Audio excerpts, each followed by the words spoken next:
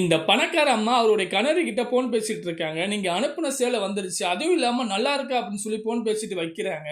அந்த பக்கம் கிளீன் பண்ணிட்டு இருக்க வேலைக்காரி, அம்மா இந்த சேலை புதுசா அப்படின்னு சொல்லி கேட்க, இவங்களும் ஆமா இது என்னுடைய கணவர் எனக்கு கிஃப்ட் குடுத்துருக்காங்க. அதுவும் இல்லாம இது எப்படி இருக்கு அப்படின்னு சொல்லி கேட்க, இவங்களும் நல்லா இருக்கா அப்படின்னு சொல்லிட்டு இந்த கலர் செம்மையா கூட இருக்கு அப்படின்னு சொல்றாங்க. அடுத்து இந்த பெண் இந்த சேலை எவ்வளவு வரும் அப்படின்னு சொல்லி கேட்க, இந்த பணக்கார அம்மா 20,000 அப்படின்னு சொல்றாங்க. வேலைக்காரி பெண் சொல்றா, நானும் பணம் தரேன் மேடம், எனக்கு இதே மாதிரி வாங்கி கொடுங்க அப்படின்னு சொல்ல, நீ என்ன பேசுற, நீ மாதம் வாங்குற சம்பளமே கம்மி தான், இதுல வேற நீ இதை வாங்க போறியா அப்படின்னு சொல்லி சிரிக்கிறாங்க. நீலாம் 4,000 ரூபாய்க்கு தான் வாங்க முடியும், இந்த மாதிரி சேலை வாங்க நினைச்சீங்கன்னா நீ 4 மாசம் வேலைக்கு வரணும், இப்ப நீ கிளீன் பண்ற வேலையை பாரு அப்படின்னு சொல்றாங்க. இப்ப நான் என்ன மேடம் பேசுனேன் அப்படின்னு சொல்லி கேட்க, இப்ப நீ கிளீன் பண்றே இல்லையா அப்படின்னு சொல்லி மறுபடியும் சொல்றாங்க. இந்த வேலைக்காரி பெண் எதுவும் சொல்லாம அவங்களோட வேலையை பாக்குறாங்க. அடுத்து கொஞ்ச நேரம் கழிச்சு ரூம்குள்ள போய் பெருக்க போறாங்க. அப்ப அந்த பெட் மேல இருந்த சேலையை பார்த்துட்டு அதை கையினால தொட்டு பாக்குறாங்க. இது எவ்வளவு அழகா இருக்கு அப்படின்னு சொல்லி அவங்க மனசுக்குள்ளேயே பேசிக்கிறாங்க. இந்த மாதிரி நான் சேலை உடுத்தி பார்க்கணும் அப்படின்னு சொல்லி அது கையில எடுத்துட்டு அது நெஞ்சு மேல வச்சு பாக்குறாங்க.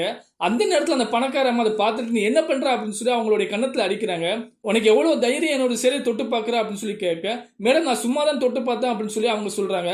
மறுபடியும் அந்த பணக்கார மேடம் அவங்களை விடுற மாதிரி தெரியல, கண்டுபிடி திட்டிட்டே இருக்காங்க.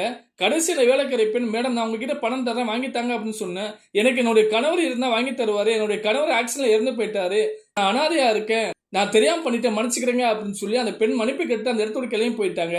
இதை கேட்டு அந்த பணக்கார அம்மா ஃபீல் பண்ணி அங்கேயே நிக்கிறாங்க. அடுத்த நாள் இந்த பணக்கார அம்மா அந்த பெண்ணை கூப்பிடுறாங்க. இவங்கள வந்த பின்னாடி இது எப்படி இருக்கு அப்படின்னு சொல்லி கேட்க, இந்த பெண் அழகா இருக்கு அப்படின்னு சொல்லிட்டு இது புதுசா இருக்கு அப்படின்னு சொல்லி கேட்கறாங்க. இவங்களும் ஆமா அப்படின்னு சொல்லிட்டு இது உனக்கு நல்லா இருக்கு அப்படின்னு சொல்லி கொடுக்குறாங்க. நான் தெரியாம பேசிட்டேன் மன்னிச்சுக்க அப்படின்னு சொல்லி அந்த மன்னிப்பு கேட்கறாங்க இந்த பணக்கார அம்மா.